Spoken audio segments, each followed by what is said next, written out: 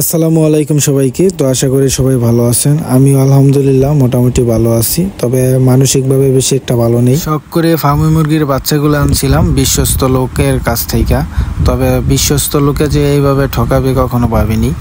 তো যে বাচ্চাগুলো দেখতেছেন ফার্মি মুরগির, এই বাচ্চাগুলা গত 5 দিন হয়েছে আনছি। তো এই বাচ্চাগুলা অনেক অসুস্থ, অলরেডি 5টা বাচ্চা মারা গেছে এবং বাকি যে সকল বাচ্চাগুলো আছে এই বাচ্চাগুলো জিমাইতেছে।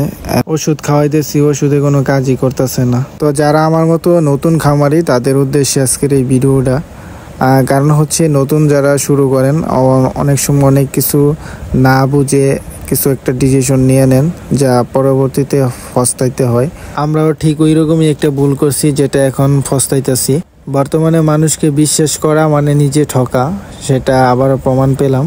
তো আমি এর আগেও আরও 3বার হাঁসের বাচ্চা আনছিলাম এই লোকের কাছ থেকে। তো মোটামুটি একটা ভালো সম্পর্ক হয়েছিল।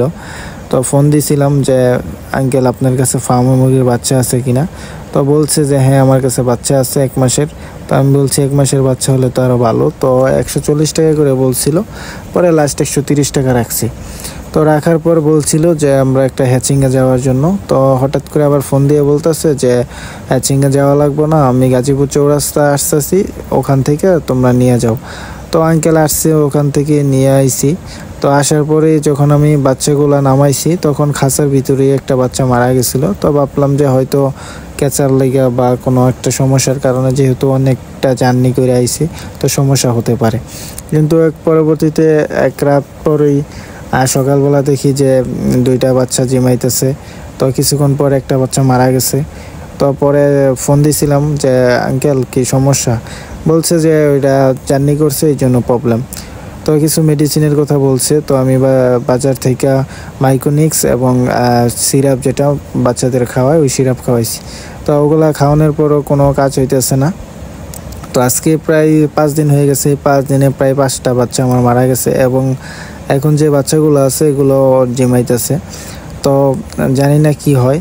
তো আপনাদের উদ্দেশ্যে একটা কথাই বলতেছি যে আপনারা কখনোই বড় বাচ্চা আনবেন না এবং বিশ্বাস করবেন না। সরাসরি হ্যাচিংয়ে যাবেন, আপনাদের নিজের চোখে যাইয়া বাচ্চাগুলো দেখবেন, দেখা তারপরে পছন্দ হলে নিয়ে আসবেন। আর যদি পছন্দ না হয় তাহলে আনার দরকার নেই। আমার দেখেন এখানে প্রায় 15,000 টাকার মতো গেছে বাচ্চার। তারপর আবার ওষুধ খাওয়াইতেছি, প্রায় 2,000 টাকার মতো ওষুধ খাইয়ে ফেলছি। তারপরও মাথার মধ্যে টেনশন যে এতগুলা বাচ্চা কি হবে, নতুন যেহেতু শুরু করছি। তো আমার মতো নতুনদের একটাই উপদেশ যে আপনারা কখনোই এরকম বড় বাচ্চা আনবেন না এবং হ্যাচিং যারা বাচ্চা আনবেন না। হ্যাচিংয়ে যাবেন এবং আপনাদের নিজের চোখে বাচ্চাগুলো দেখে আনবেন। ধন্যবাদ সবাইকে, ভালো থাকবেন।